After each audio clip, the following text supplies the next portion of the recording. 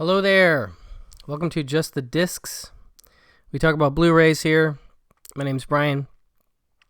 Today I'm talking about a handful of 4K releases that I've gotten in the last 3 weeks or so. And all of them are interesting titles, to be sure. But let's start with something pretty big. And this is the 4K UHD steelbook release of Quentin Tarantino's film Pulp Fiction from 1994, starring, of course, Uma Thurman, John Travolta, Sam Jackson, Harvey Keitel, Tim Roth, Amanda Plummer, and many more, Eric Stoltz. Obviously, this is a movie that you don't really need me to tell you about, you know. It's a, fascinating and groundbreaking, influential piece of cinema that was a really big deal to me right around the time it came out. It still is, but at that time it was like nothing I had seen. It was something that just totally captivated me and increased my love of cinema as I learned more about the director and his love of cinema, and the idea that he came from a video store background. I was already part of that machine. I had been working at a video store for many years prior to that. Not many, like 3 or 4 years prior to that. And so it just was this catalyst for all kinds of stuff for me. And a movie that I remember, saving up my video store money to purchase like a $99 VHS tape of when it was released. So I had a copy. I owned a copy when it came out. It was that big a deal to me. Cut to 2022, and that VHS release definitely looks a bit different, especially when you see this beautiful transfer from this disc here. It is just incredible. 4K Ultra HD with HDR10 and Dolby Vision, and it looks amazing, as good as I've ever seen it. Like I said, a classic movie. This is a beautiful steelbook. Got a little Jack Rabbit Slims meal in the back with some red apples, and Uma and Vincent Vega doing the twist contest at Jack Rabbit Slims on the front, and then inside we have our Blu-ray and our 4K. The 4K doesn't include all of the special features, as is often the case.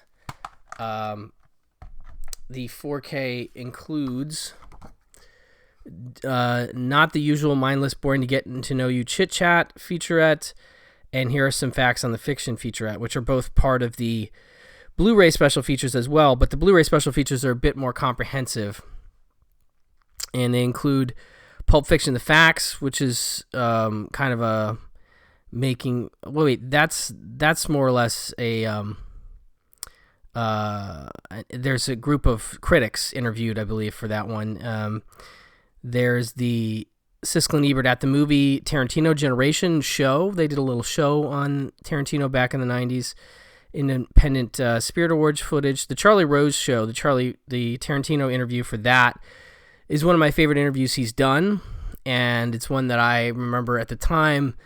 I think I had gotten the Laserdisc, like that was part of the Laserdisc Criterion Pulp Fiction release, and I think I had dubbed it to an audio tape, and I would just listen to that interview over and over, because he talks about a lot of great stuff, films and filmmakers that he loves, and just his story, and it's a really great interview, so that's included, and that's probably my favorite thing on this disc. But there are definitely interviews with the cast and crew talking about working on the movie, and Sam Jackson's got some great stories about being promised the role, trying out for Reservoir Dogs and not getting it, which is shocking, and then being promised the role and then almost not getting it, but then getting it, and just some funny stuff. But there's a lot of great folks that are talked to, including Eric Stoltz and some others in those featurettes. But again, looks fantastic. If you're into the film, highly recommended. I believe there's also a standard non-steelbook 4K UHD edition, but regardless, this is a must if you're a fan of that film. Next up, I have a couple animation classics, or I think they've sort of become that since their release. And the first one is Coraline. These are both from Shout Factory. They have done Blu-rays of these movies, both this and the next one. But this 4K looks pretty spectacular, I gotta say. It is, again, new 4K restoration, new Dolby Atmos 7.1 mix, which sounds spectacular and looks just great. This is, of course, Henry Selick's film from 2009, which has been a big hit with my kid since it came out. One of a definite favorite in our house.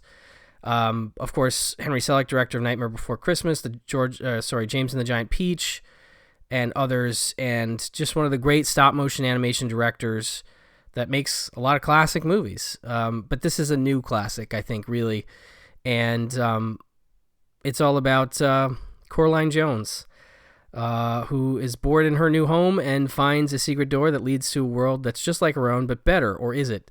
With her other mother and her other father, who have buttons for eyes, and a cat that talks in the voice of Keith David. And anyway, a lot of weird neighbors. Fascinating story based on Neil Gaiman's book. But one of the things that comes out in these special features, and you have not only inside Leica Studios, which is a really great studio that's been around for about 15 years, doing incredible work. So you have that, discovering the characters of Coraline, featuring rare test footage, inside Leica, revisiting the puppets with Leica's animation team, and the making of Coraline, which is great. You have an audio commentary with Henry Selick and composer Bruno Collet. The making of is really cool, though, because that features a lot of stuff, and you get to see a lot of the design stuff, the puppet stuff, and Henry Selick talking about, and Neil Gaiman talking about the additions that he made, because basically the story itself would have been about a 47-minute movie, apparently. But Henry Selick added some characters, like the YB character, and you get to see sort of Neil Gaiman's reaction to that. And he, of course, likes all the additions, I think. And it's just a great movie. And I really do hope that there is a sequel at some point. My kid's been asking about it for years. But yeah, this 4K looks really stunning, and the steelbook is wonderful. I love the design of the steelbook. You have some of the characters on the front and some of the less nice characters on the back. Beautiful stuff. And then, of course, you have your 4K and Blu-ray in here. And this is not just the same Blu-ray that you got. They did do recently a Blu-ray release of both this movie and the next one. This is not the same. I mean, it is kind of the same disc, but they've made at least the artwork different. You have some liner notes in here, a little booklet with a very short essay by Peter de Bruges, and then you have sort of like interior artwork and stuff like that, which is cool. So that is the Coraline 4K, and then one that came out near that, but I want to say a few years later, is ParaNorman. So this is the 4K of ParaNorman, which is, I don't like it quite as much as I like Coraline, but I do find it to be a pretty neat movie about a kid who sees dead people and the problems that arise therein from that. So this one also has a really nice steelbook layout. These Shout Factory steelbooks are really, really wonderful. Same kind of thing here. You have a booklet with a short essay. You have your 4K Ultra HD and your Blu-ray. And you've got a bunch of special features as well, as you can see here. So new 4K restoration, Dolby Atmos 7.1 mix. Again, great looking and sounds great. The Blu-ray includes the Inside Leica discovering the characters and effects of ParaNorman. Again, test footage there. Inside Leica revisiting the puppets with Leica's animation team, feature-length storyboards, character concept art, and behind-the-scenes. Audio commentary with writer-director Chris Butler and co-director Sam Fell, and Peeping Through the Veil, and some other original featurettes as well.